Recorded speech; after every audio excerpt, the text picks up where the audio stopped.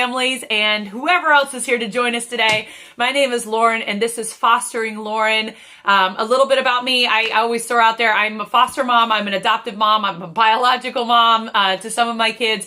I have 10 kids and I'm former foster youth myself. So I'm always kind of taking things from both perspective. And as always, and especially for this video, I am speaking solely on my experiences and my opinion, and nothing I'm saying is coming from me being a trained professional, because I am not. I am not a trained professional. I'm not a trained therapist. I've gone to therapy and a lot of my kids go to therapy, but this is all just from my own personal experiences and viewpoints. And I'm hoping this video more serves, if nothing else, just to kind of say, hey, I'm in this with you too, because you may kind of be feeling some of what I'm saying, and it's because you are in this world right now too. So it is Christmas Day here at my house, and this video has been a little bit of a long time coming in that I wanted to shoot this video before Thanksgiving, and I just could not get it together enough because it has been utter chaos around here. But let's talk about holiday triggers. So when I talk about holiday triggers, a few of you might be a little newer in your journey, or maybe you're even just looking into foster care for the first time. So I want to say right now, do not let what I'm saying freak you out or take you off course or discourage you in any kind of way. And I'll explain a little bit more of that later. But otherwise, maybe you're seeing this video and the second I said holiday triggers, you knew exactly what I was talking about because you're on this journey too, and you're totally having some of this go on in your house. Okay, so here's what I mean. So we hit around that holiday time, and let me preference this, okay?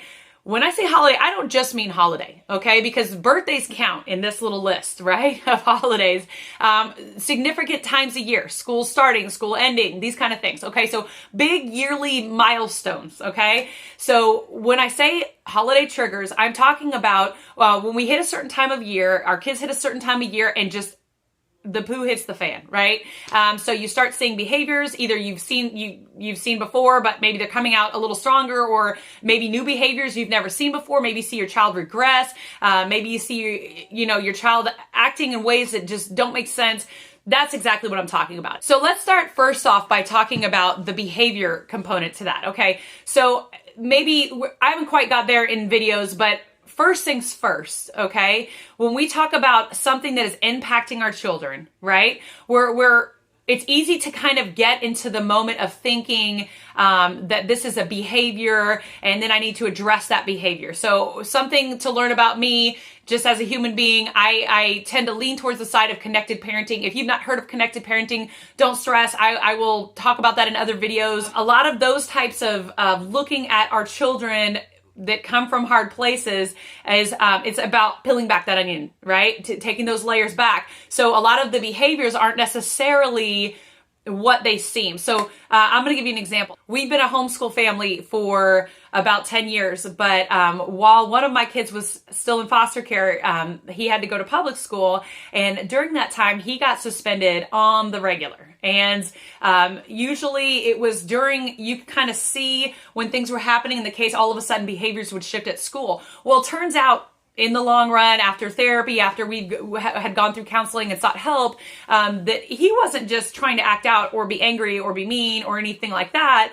It was that he was actually having panic attacks, and he didn't, in his little 8-year-old body, know how to express that verbally. He didn't know how to articulate that. And so instead, he would start getting scared. His scared would come out in anger. He would start flipping tables and yelling out at people. And I don't know if you've ever had a panic attack. I have. And I will tell you, that is not the time to be talked to as far as somebody coming in and just saying, hey, calm down. When you're in that moment, you really feel like your body is falling apart and you are dying. And so he would get that feeling in the middle of a school day and completely flip out in class, right? And so what looks like a behavior, and hey, I'm acting out, hey, I'm being defiant, hey, I'm saying no, is actually a lot of times there's a need there that needs to be met, or an emotion there that can't be articulated, or something that needs to be regulated that they are unable to regulate. And so that's kind of more what we're looking at. So when I talk about holiday triggers, I'm talking about what could look like your child saying, I refuse to sit down and have Christmas dinner with you. And maybe it's not a refusal, but more of a can't. So maybe there's something circling around their mind, or even on a deep level, on a subconscious level, something that is just triggering an emotion from something they've experienced before in life in that same exact environment, or that same exact sound, or that same exact taste or smell. Something is triggering something in their mind. So I've noticed a few things about holidays. So some of my kids will look back and they see holidays with bios as this beautiful, awesome thing. And some of them remember it being horrible. But I'm going to tell you what, whether the memory is awesome or horrible, chances are there's going to be a trigger there, because if they were awesome, there's this grieving that's going on of how come I'm not still there with them during this awesome moment, or I miss them. And if it's something horrible, some big life event that was scary or painful, might be reliving that in the moment. So I'm going to give you another example of one of my other little guys. I shouldn't say little guy. He's a big guy. He's been with us for 2 years, and both years he has refused to decorate the Christmas tree. Just flat out refused. Now, he can listen to Christmas music. He loves drinking cocoa and opening presents and singing Christmas songs. He doesn't mind sitting down for Christmas dinner. The whole experience he's there for. He's in. He's in it to win it. But when it comes to the actual decorating of that Christmas tree, he cannot even be in the same room. Now, I could, as his foster mom, decide that this is our family and this is what we're doing and you're going to be part of it, and make it about me. And I think that's what we tend to do a lot. We try to make it about me, right? Or I could realize that this has nothing to do with me, and that there's something going on. There's something about pulling that tree away from the wall, that empty tree, putting it together, because ours is artificial, and putting the decorations on in the first place that makes things hard. I even watched this kid make homemade ornaments this year. That's not the issue. There's something about pulling that tree out for the very first time and setting it up that just sends him on a tailspin. Last year was much worse than this year. This year, at least, he was willing to be semi-adjacent to us and not muffling his ears. But last year, he didn't want to hear it. He didn't want to see it. He didn't want to smell it. He didn't want to know anything about it. He didn't want to be shown it. Now, when it was done and it was lit up, he was fine. But anything about that process was terrifying to him. Now, I'm going to go back to, once again, we tend to make this about ourselves, right? So I fall into that trap. I want family traditions. I want us to do things, that, especially those things that are important to my other kids. I don't want to let those things go. And by no means am I encouraging you to let those things go. I think that you should hold on to things that are really important. But what I think you've got to look at is each one of your kids is an individual human being. And each one of these kids have been through individual stories and circumstances and traumas. And because of that, you have to treat them individually. And it can be hard. Once again, I've got 10 kids, okay? I've got 4 biological kids, I've got 4 adopted kids, and I've got 2 foster kids. And within my 4 adopted kids, 2 are a sibling set, and then 2 are single adoptions. That means I've got, hold on here, math time. I've got 5 gene pools going on in this house, 5 different life experiences before they came into my house. So with that said, it is really hard to match all those needs, whether it be sensory or someone's got anxiety, or this one has depression or PTSD. It can be really hard. You know, this triggers this one, but this one finds it to be a joy. It can be really hard to balance all of that out. And listen, mama and dad, and daddy too, if you're going through this, listen, I hear you, and I know it is so rough and so hard and such a balancing act, and I'm here for you. I have no good advice on that other than that you are not alone. I just want you to know you're not alone, and all you can really do is your best. And trust me, if you're doing your best, you're doing an amazing job. So keep trying to hang in there and go for it. What I would encourage you to do is not take any of it personally.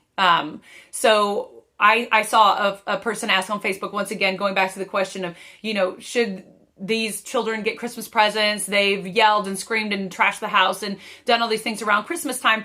Well, yeah, you should still give them the Christmas presents. The Christmas presents have nothing to do with who they are, what they're experiencing internally because they're triggered, right? I mean, these are 2 totally separate things. And so that's kind of why I wore this hat, right? Because my hope for you is that you're willing to show your kids grace, and extend grace to those around you that are really, really hurting. I have a meme, and I'm going to try to post it right now.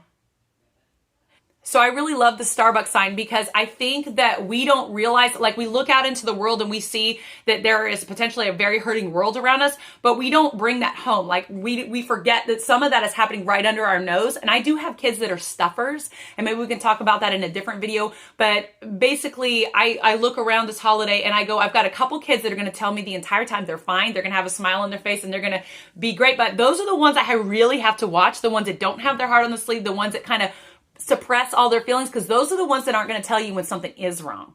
All right. So anytime one of your kids, by the way, I'm going to encourage you, this is a little side note, different video some other time, but I'm going to encourage you, anytime one of your kids comes up and tells you how they are physically or mentally or emotionally feeling, that you give them one of these, because that is a huge deal. Listen, 40-year-old former foster youth, and I still struggle with that. That is something I currently am working on in therapy, is recognizing how I feel in the first place to even be able to express that. So if you have kids right now that are triggered, and then after the fact they're going, hey, I'm so sorry, there was just something about that was like not sitting with me right, you give a round of applause, pat on the back, and just say, buddy, just thank you so much for telling me how you feel, because that is going to go a long way. And that is one of the biggest life skills you can give your kids, is showing them how to express what is going on inside. So those little monsters, we always say they become bigger monsters, right? The older you get, right? So you got to eventually deal with those monsters.